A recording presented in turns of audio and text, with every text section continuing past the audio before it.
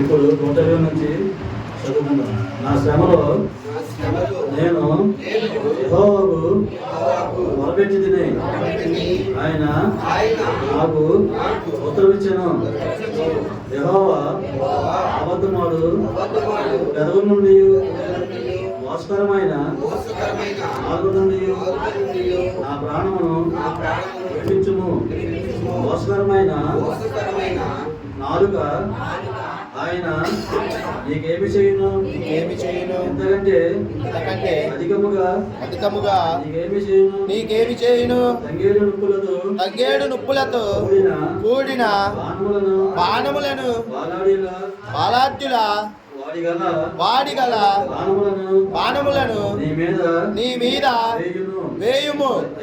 అయ్యో నేను మోషేకులో పరదేశినై ఉన్నాను. కేదారు గుడారముల యొద్ద కాపురమున్నాను. నేను చిరకాలము నివసించిన వాడను. నేను కోరునది సమాధానమే. ఆయనను